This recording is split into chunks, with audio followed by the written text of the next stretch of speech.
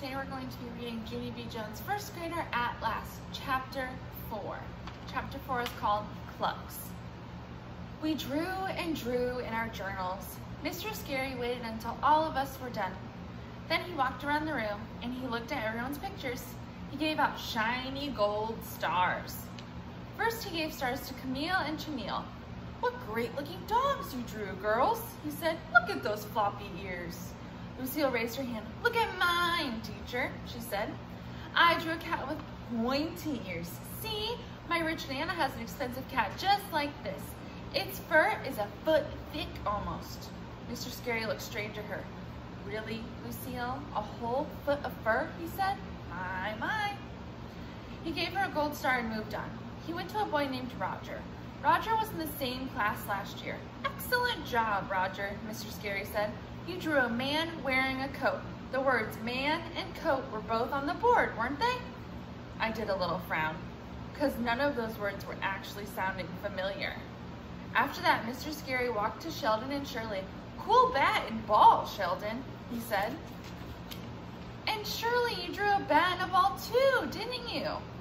I put my head on my desk. Something was very wrong here. Finally, Mr. Scary got to May. "Oh, May," he said, "what a special clock you drew. The big hand has 5 fingers. That's very unusual." "Yes," said May, "I created it myself. Plus, clock was the hardest word up there, wasn't it, Mr. Scary? I am the only one who even knew what the word clock was, I bet."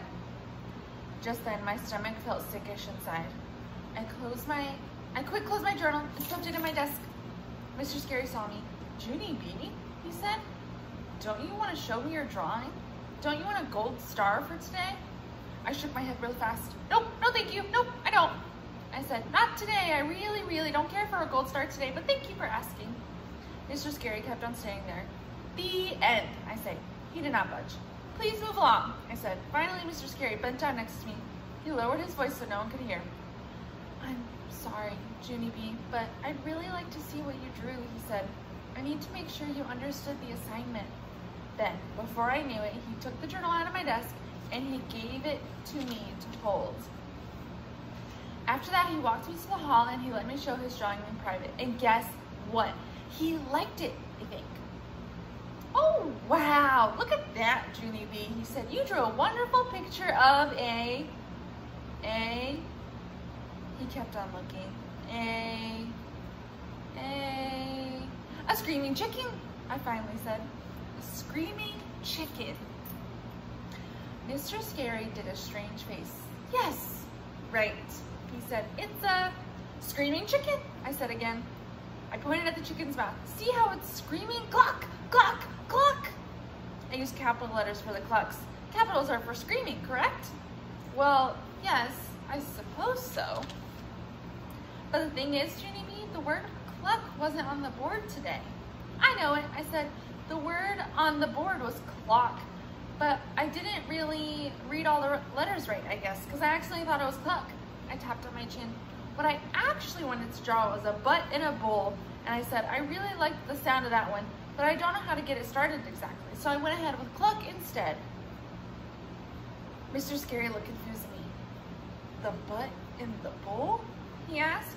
I smiled, kind of embarrassed. "Well, yeah, I kind of read those words wrong too, I guess." I said, "They turned out to be bat and ball." Mr. Scary frowned. He said, "What are the other words on the board, Junie B? Do you remember how you read some of the other ones? How about dog and cat, or coat and goat?" I thought back. Then I made my voice real quiet. "Dug and caught and coop and you?" I said. Mr. Scary nodded his head.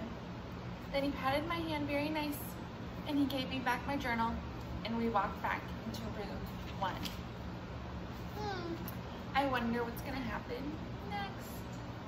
We're gonna have to find out later. Bye. Say bye, Augie.